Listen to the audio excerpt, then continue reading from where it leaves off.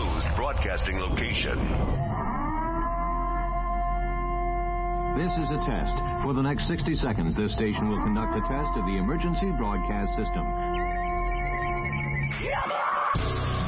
America, here comes the relief from the pain.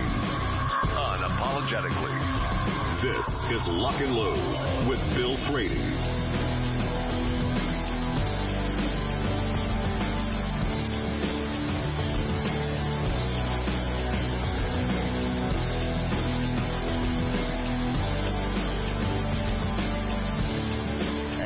Hour number 2, and joining me now is, he is an NRA board member. He is the director of Legally Armed in Detroit, and he has been a constant collaborator here on Lock and Load, and that is one young Rick Ector. How do you do, sir? Man, I feel pretty darn good, and you know what? The ego, man, you just fed it. I know. You just fed it. You just fed it, man. And I'm telling you, you don't want me to unleash this beast. I have to keep chains, man. The Ectorian beast. Man, look, stop. But look, always a pleasure to be on the show, man. Yes, sir. And you know what? I should christen it something new, man. Director Ector of Detroit. Or just Director Ector, or Ector the director. No, I like Director Ector. Okay, well, we can make it Director Ector. We'll do Director Ector. Or we could put up a poll, on your webpage somewhere, and for your regular listeners, they could chime in as to which one they prefer. Well, you have a much more robust social media thing, so you ought to put that on yours and let me know how that goes. You know what? I will throw it up there sometime today, man. Yeah. And you know what? I'll make sure that I publish the results. Well, Well, tell me at least so that I know. I need to know what the official moniker of Mr. Ector is. So let's get into this, Mr. Ector. Now you have carried this. Have you always carried the same Smith & Wesson M&P? I still have the very first Smith & Wesson M&P that I've ever bought, yes. And you know what? It has so much sentimental value for me. I don't believe that I will ever knowingly part with it during my life. Now, man, that's a whole different conversation as to who I'm going to bequeath it to on that fateful day, hopefully decades from now. But just have them bury it with you. You know what? Yeah. Incinerate it with you, whatever you do. Yeah, keep those, evil anti-gun people from doing something with it. I think there was one outfit here locally years ago that was trying to get them from gun buyback programs and somehow turn it into jewelry. But that's a whole other story for another day. One of the curses of living such a relatively long period of time, man, is that you have stories from back in the day during particular eras of your life, man. And it's you can't get through a conversation without it triggering a flashback. Well, that's life.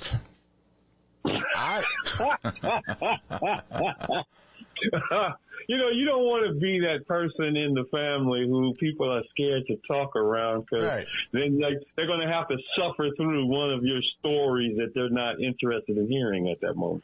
Well, that's family. That just happens. That all that stuff being said, that's our relatives, the ones that are alive today, will not be with us very long. We won't be with them. We should be enjoying them as long as we can. Yeah, see, now you're triggering another thought, man. Yeah. See, this thought now is okay, when I'm gone, there might be a few people that shed a tear and show up at the family hour, and they all are fighting over the last few remaining programs of the event, but it's not going to take long for people to forget you, man. It's not. No. I had a classmate, from high school that passed away a couple of days ago. And, years ago we were pretty cool, but how life gets, you get older and, you start getting various entanglements and people getting married and people, their views aren't really lining up with your view and this, that, and the other. Right. Next thing you know, it's been years since you talked to this person, and next thing you know, bam, they're dead. Well, I wasn't trying to make you laugh, Bill. Well, no. Well, see, here's the thing. But I did. See, I unexpectedly triggered something in your mind that made you laugh. So, I lived in one spot in South Carolina through all of the 60s and up to the mid-70s. What? And I came up with the same group of kids. We went to the same kindergarten, the same elementary school, the same middle school, the same junior high. Hazards of living in a small town. Well, go ahead. Right. Well, I lived in the capital city, but I mean, it was a school district. And so after my entire lifetime of being with one group of kids, we moved to the upstate of South Carolina, which is 120 miles away, which is not one of those, it's not this insurmountable distance. Right. But in 1976, it may as well have been to the moon. Oh, yeah, and it will be if everyone has electric cars, but that's a whole different conversation for another day. But the long distance was $1 a minute. You couldn't use the phone. My parents would not let me use the phone. I lost track of all kinds of people. So then as I've become an adult and then I got into media and I was semi-known. And that you're famous. Don't forget that you're famous. Semi-known is how I put it. I am semi-known. Look, you're famous. Anyway. And you know what?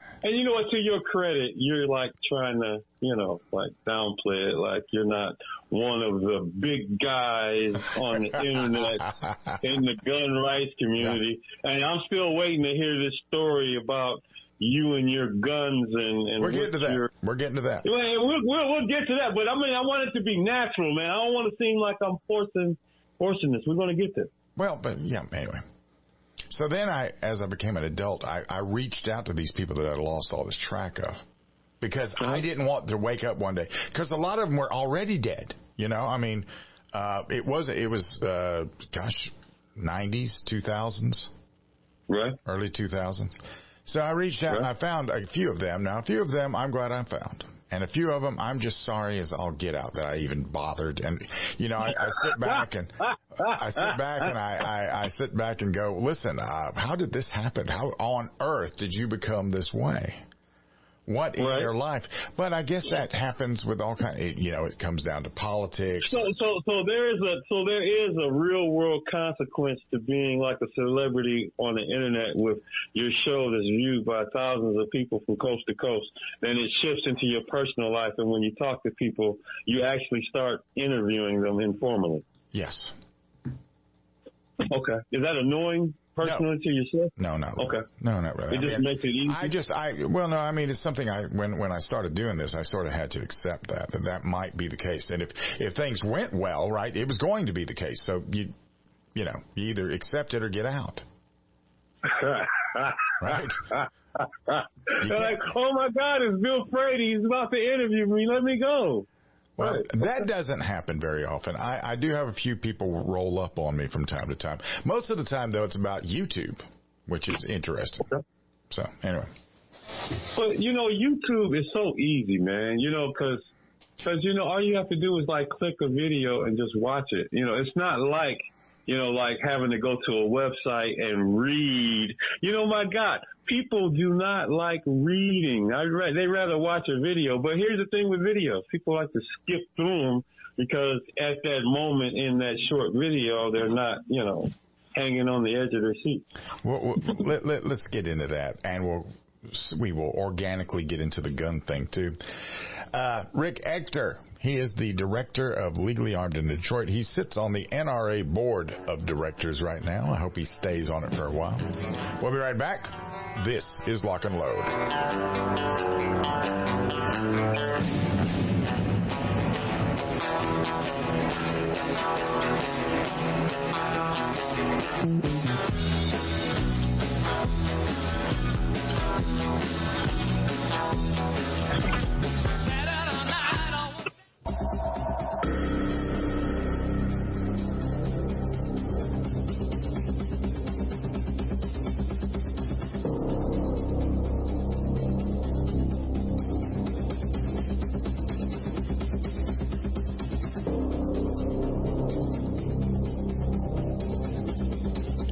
And welcome back. I'm talking to Rick Ector, Director Ector of the most important sector. And all right. Director Ector sector. Okay, what else? What else rhymes? Vector. Vector. Okay. I mean, we're on the roll here, man. Semester. No. That doesn't rhyme. That does not rhyme. Well, let me tell you, if there's anything I know when two words don't rhyme. Right? Gotcha. It's not quite a superpower, but it's one of those things I'm decent at. A superpower. Super Rick Ector, the director in the alpha sector. Don't mess with him or his mind. You were teasing about this new gun, man, or your direction or change of direction about what you're going to carry. Like, what's going on with that? So, I have had many temptations in this job. I've had sponsors like Salient Arms, Agency Arms, Nighthawk, right? Okay. CZ, which is a little more of a standard gun, and CZ and Dan Wesson was one company when they were with me, and now I have Terran Tactical Innovations and Staccato. That's the John Wick gun, right? That's the John Wick gun. Now, okay, is it everything that it looked like it was in the movie, or did they just make it look as bad as not bad as in terrible, but bad as in great? Is it as great as like I was looking at it in the movie theater going, wow, I wish I had thousands to buy one? Well, it's the gun, that's the Copperhead. And now I'm not talking about the John Wick gun I have is the one from John Wick 2. It's a Glock 34. Okay. I'm thinking that's not the same one as the latest John Wick. Yeah, that when one. When they teased that he might be dead. This is I don't know who makes that one. I don't know who makes that one. Maybe Terran Tactical does, because Terran Butler, the thing about his guns when he does a custom gun, it is actually very well thought out. But the thing about the Glocks that he does, Timney has come out with a Glock trigger, and they take the Timney trigger and they do something to a connection bar, and they really polish all the connections to it. And when you pull the trigger on that Glock, it feels like a 1911. Feels like a 1911. It has just a straight back pull. Okay. And that is a good enhancement. Oh yeah. And the other thing is, even on a dead trigger, the trigger springs forward, so you're always constantly thinking to yourself, this gun is hot, which I think makes it a safer gun, because you can't look at it and say it's on a dead trigger. That doesn't impact, like, is that like a change where it's not like susceptible to like not being as robust as when it was first made, or is it a pretty durable feature? Well, I mean, a lot of guys, if they're going to carry off body, for example, they want it to be on a dead trigger. Okay. And that's because when you put it in a bag or something, you're running the risk of sticking something in the trigger guard and inadvertently blowing around through whatever bag it is that you're sticking it in. So they would prefer to be on a dead trigger. And the dead trigger on a stock Glock is all the way back. Right. On the with the Timney trigger. Okay. If you think it's dead, you need to drop the magazine, pull the slide back, and then then you'll know it's dead. But I think that is a smarter way to do it myself, to keep you from accidentally having an ND rather. Yeah, that would be very bad. I mean, one, you got to hope you don't hurt yourself or hurt someone else inadvertently. There are times when you do want to hurt someone, but we're talking about when you don't want to intentionally hurt someone. And, that would not be good, man. Plus, your name associated with an ND. The gun guy did an ND and filmed it. I've seen a few guys that do that. Right.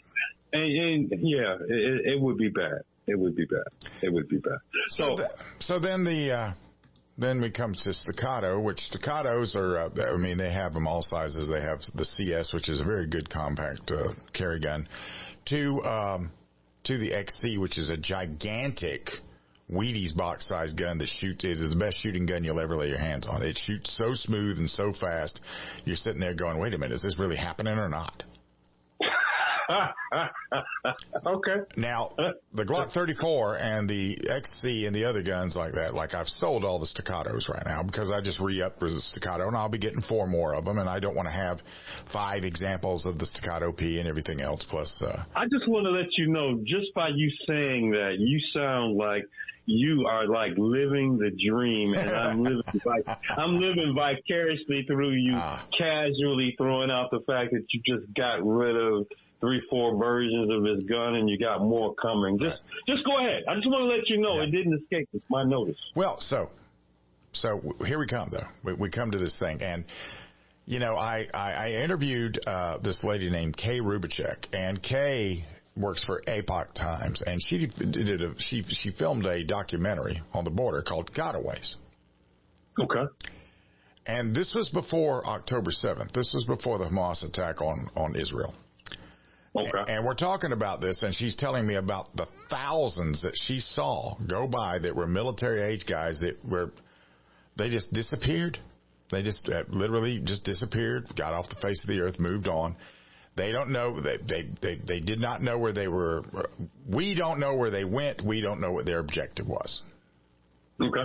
So then we had October the 7th happen, and it occurred to me at that point that I might find myself in a situation somewhere where one of these spontaneous attacks might happen, because we know that we've got a bunch of these guys in the interior of the United States. All I know is that we, for some time, have had a porous border, and no one has really cared about all these people coming through. And we don't know who's actually came into our. We do not. We don't know where they're at either. In some cases, we bust them or flown them all over the place. So we don't know where they went. We don't know. What their objective is. All I know is it might happen. And the other thing is, I got out of the Army in 1990, and I was in military intelligence then. And we had SAEDA briefings, SAEDA, Subversion and Espionage Directed Against America. Okay. And even then, they were talking about the visa overstays and how many people were in the interior of the United States, and we didn't know who they were and where they were. Even then. And stuff like what happened on 9/11, that was forecast even then, although what they did not know in what way it was going to manifest, but they thought it was going to be a big event in some big city. So those guys must be just throwing their hands up in the air, like, what do you expect us to do now? Like, yeah. So we have an impossible task, but we have to do something, I guess.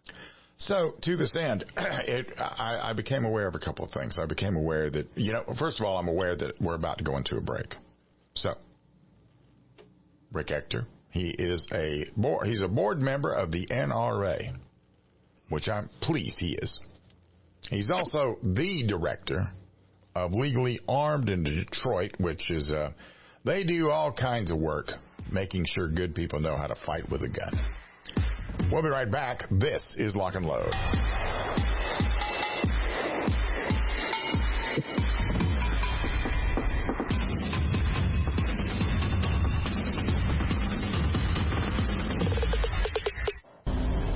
I've seen just about every corner of this country, 3 million miles in my career. I spend a lot of hours on the road, but I love being my own boss. The road can be a beautiful place, but you're out here on your own. There certainly are risks. I'm Charles. I'm a truck driver, a husband, and a father. And that's why I choose Federal. When it comes to online gun shops, Primary Arms is one of America's largest retailers of new firearms, parts, accessories, and gear. They stock over 600 popular brands, all with everyday low prices and fast shipping. If you ever have any questions about a product, their team of product experts will help you make the right purchase. So, don't settle for less. Visit primaryarms.com today and see why so many gun owners make it their first destination for all of their firearm needs. For over 25 years, Aero Precision has paved the way as a leading manufacturer of American-made AR parts. Aero Precision caters to the rifle builder by engineering quality receivers, handguards, and other essential parts. Aero Precision's added enhancements create a smooth build process from start to finish for beginners and seasoned builders. Whether this is your first rifle or your 50th, Aero Precision offers everything you need to make a quality AR at an affordable price.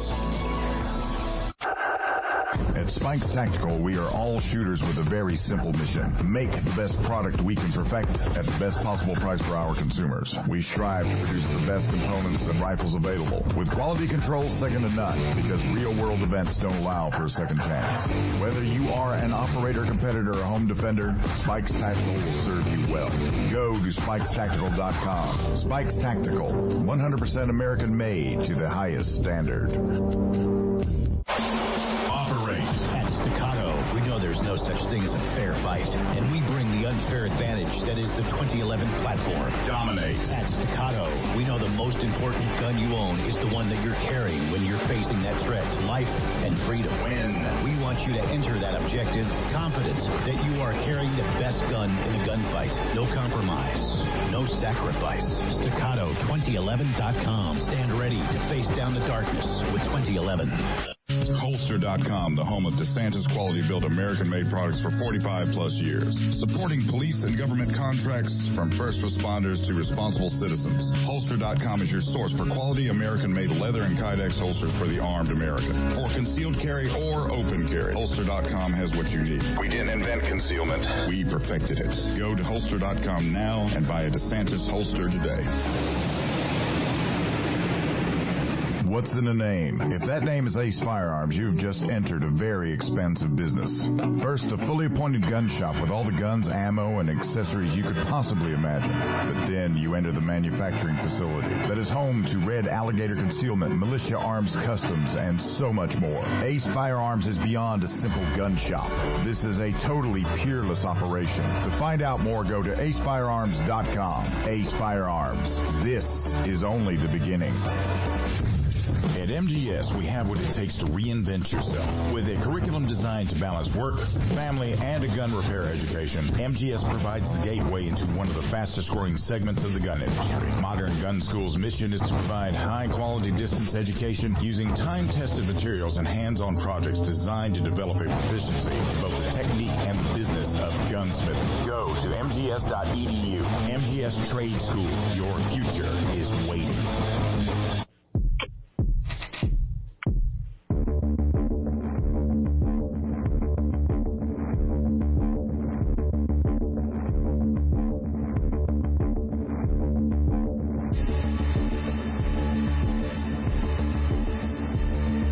So welcome back. I'm confessing, actually. Rick Ector is my confessor today.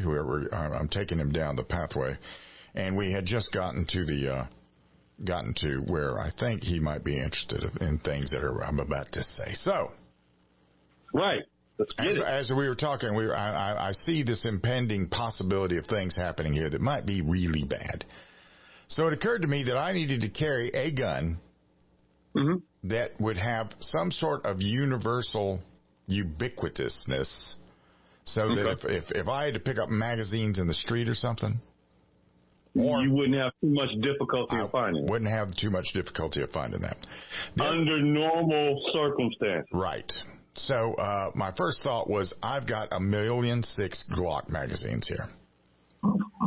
It's a wonder that they don't have Glock magazines at Walmart. You know, I was going to say, I'm surprised they don't sell the Glock at Walgreens. I mean, the Glock, the Glock is like it's like the iPhone of the gun world. The iPhone and the AK. It is not a gun snob's firearm of choice. No. Okay. But it is dependable. It's rounded, so you can conceal it fairly well. There's a variety of sizes, and if 9mm double stack is your thing, then there's 3 or 4 guns that you can buy that all will use the same magazines that can be interchanged depending on what your need is that day as far as carry. Man, isn't it beautiful? Yeah. So it's beautiful. To the first end, I go out and I decide I'm going to get a Glock. So I took an old gun.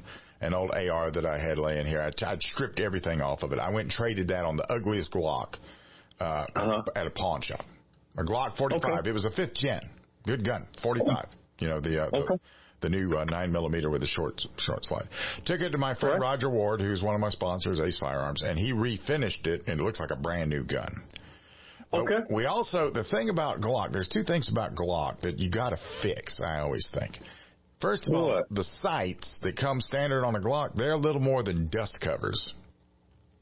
You know? Well, all I tell people, look, just put the dot, the front sight, in the U, the rear sight. Yeah. It's the most simplest sighting system on a pistol ever, in my opinion, because otherwise you got to get into the whole line, the 3 sights up, the 2 rears, with the front all in the straight line. I don't disagree with that. So Paul Markle, that student of the gun, told me about his sights he had done with a company called Night Vision, which are called Accurate sights, and they are the fastest 3-dot system I've ever seen in my life. You stick the gun out there, and it's also very, very accurate. Right. So as a trainer, you know, when we're teaching marksmanship, I teach them how to actually line their sights up. Right. But I always tell them, if you practice like you're supposed to, your level of familiarity will become such that you shouldn't even be worried about those types of things because of your growing confidence. You should just be able to just pick it up, point it, and pull the trigger. Right. But you're talking, and I mean, I agree with you. We should be constantly practicing. Every chance we get, dry fire, presentation, all those things, we should be constantly practicing that. And heaven forbid I'm involved in a gunfight, man. I'm not lining my sights up. You know what? I practice and shoot enough that I should be able to just put one in the chest without thinking about it. Well, you're not going to stop at one. That's the thing. If you ever get in a gunfight, you're going to shoot them 6 times before they move. You know, hopefully we won't find that out, man. Hopefully not, but anyway. So with the Glock, what I did was I changed out the sights, and I put, now the whole thing about the Glocks coming from Terran Tactical is that Timney trigger. Okay. So I got the Timney trigger, and my son, he used to be a gunsmith. He took and he polished everything up on the interior of the Timney trigger, and we stuck it in there.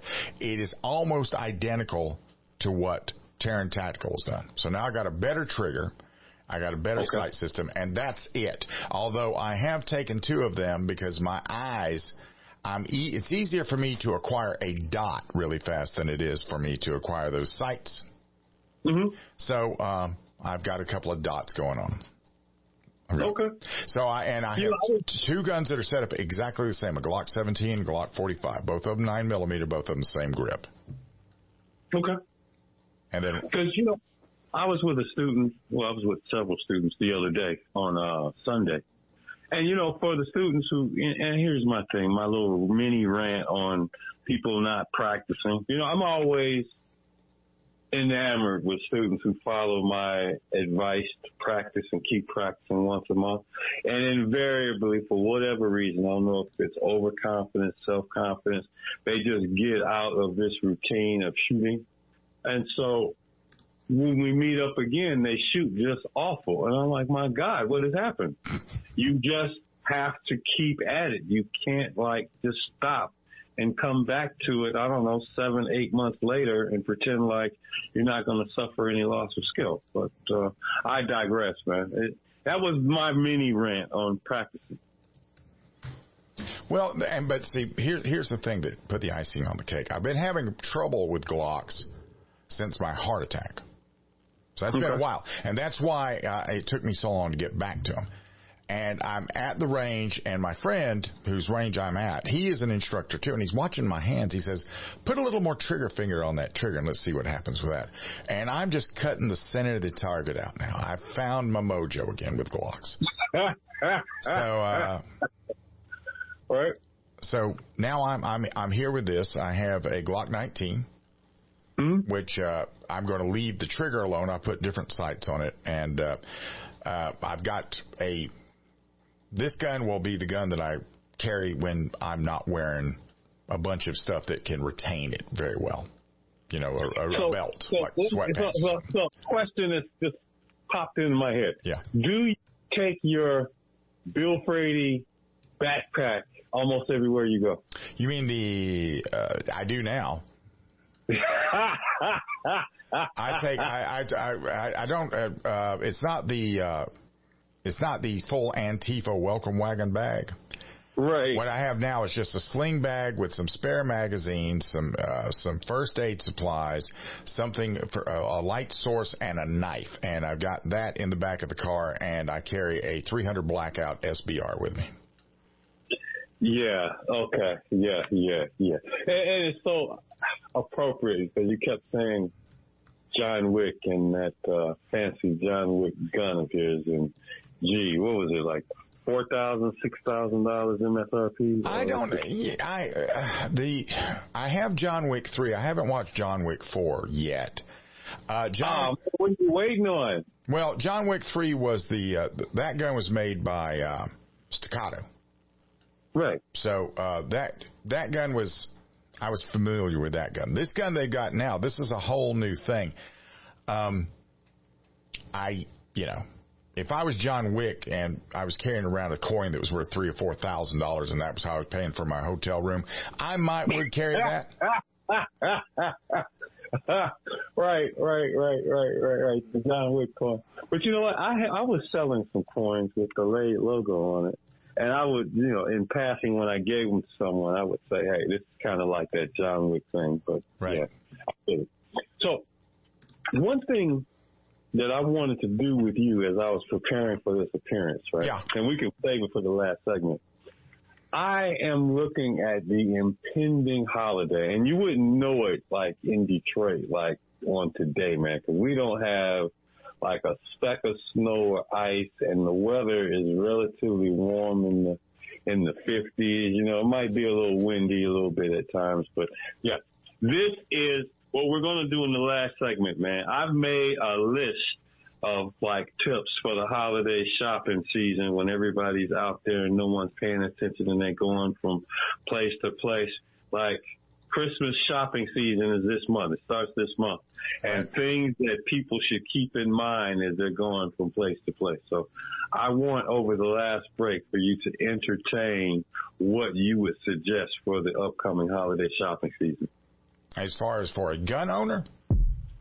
Yeah, like personal protection. You're out here in the streets and you're hearing Christmas carolers and you're seeing Christmas lights all over the place. Hang on. Here we go. We'll be right back. This is Lock and Load.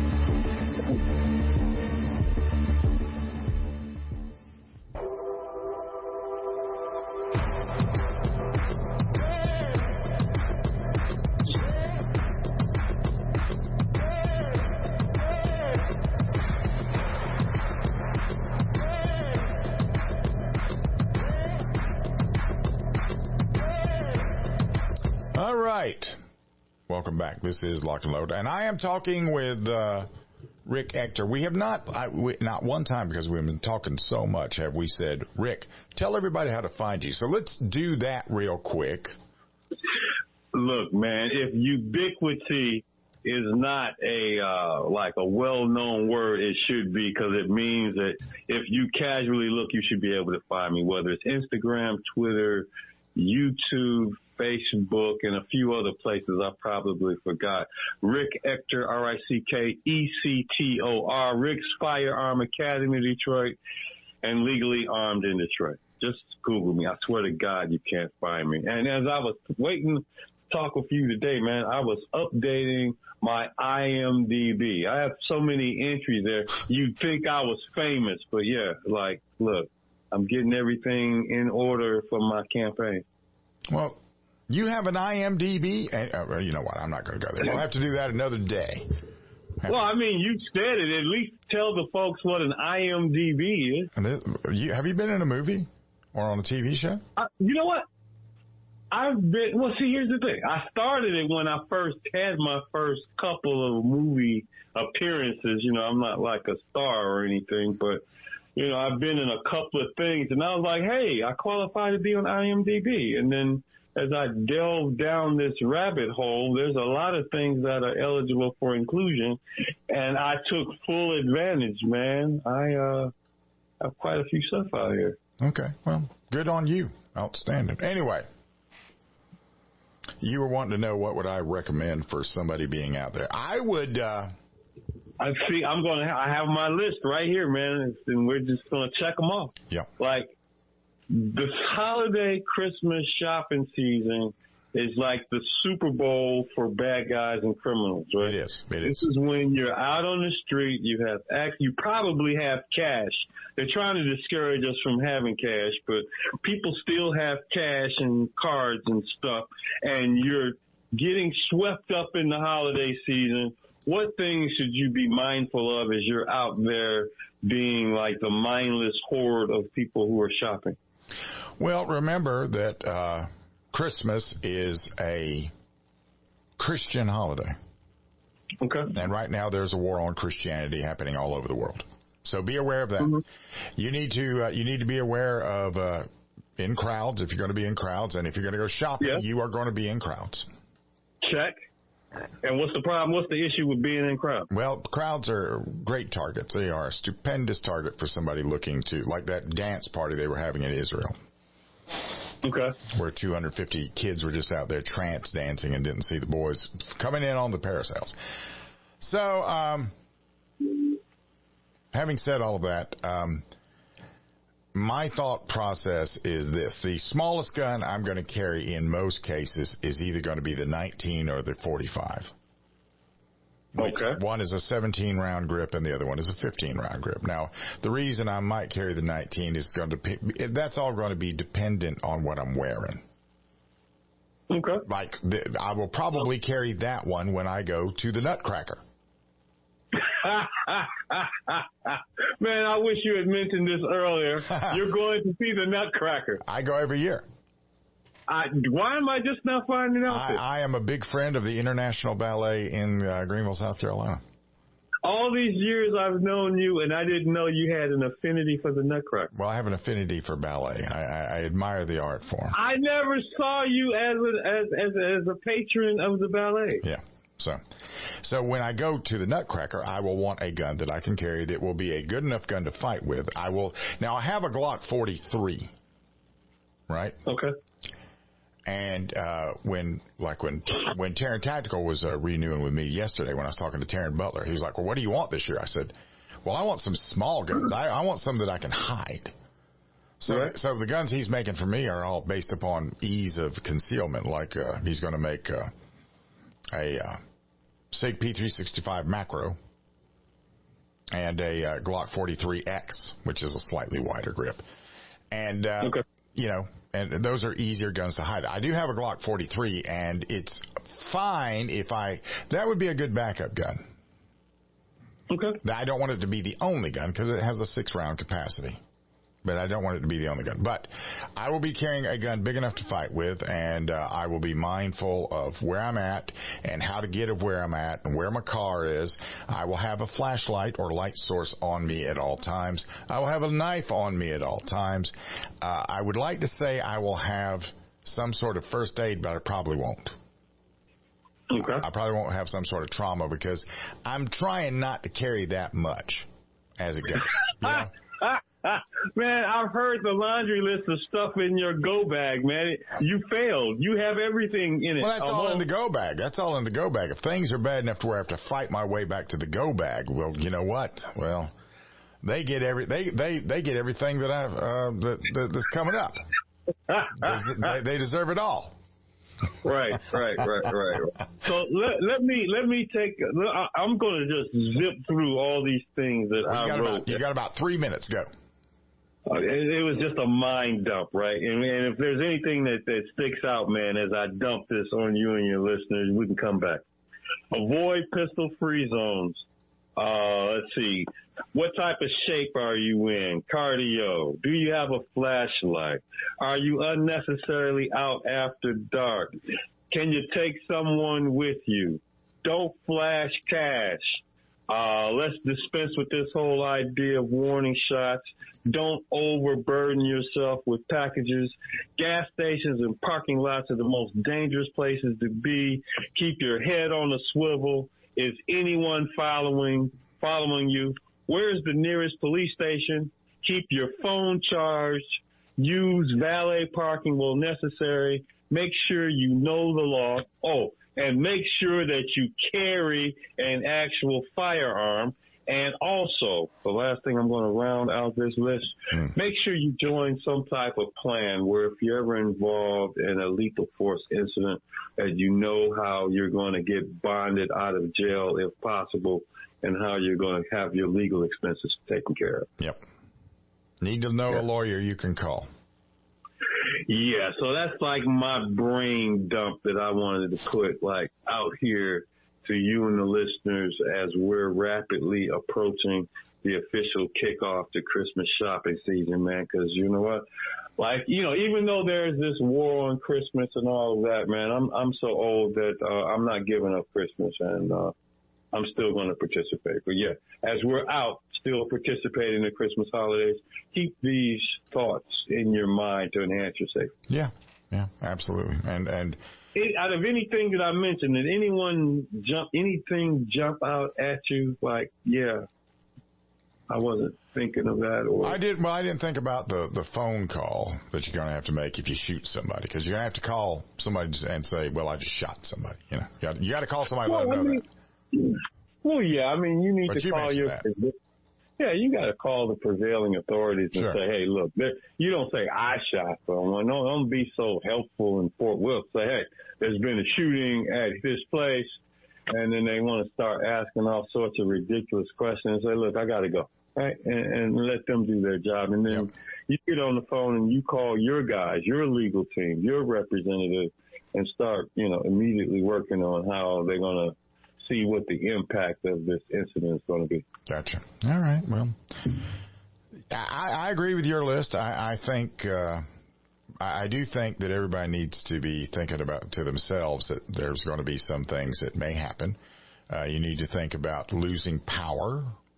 You need to think about spontaneous eruptions of violence in coordinated places happening every 5 or 6 minutes. You need to plan for the worst possible. You're really big on this. Hey, we're about to have a major series of terrorism in our country somewhere close, somewhere soon. They killed a guy the other day at a protest. Yeah. The protesters, it's the whole premise of the anti-Semitism, it seems to be fairly accepted within the media and definitely with the colleges, although now that they're being doxxed and having their money taken back, some of them are starting to walk that stuff back. Tell everybody one more time how to find you before we run out of time. I am Rick Ector, legallyarmedindetroit.com. I can be found all over social media. Hey, even look for me on IMDb, as well as Facebook, Instagram, Twitter, and, of course, a plethora of videos on YouTube. And on a regular, ongoing basis, I will be here on Bill Frady's very own Lock and Load. That's right. We're trying to figure out what to call it. Is he Director Ector? What are we going to call this thing? It's going to be something. So far, I'm Director Ector. So far, I like it. He's going to put out the poll, and we're going to go by the poll because we are reactive. Thank you for joining me, sir. Hey, man, always a pleasure. Be careful out there and carry at least one gun. There you go. Hour number 3 is inbound. This is Lock and Load.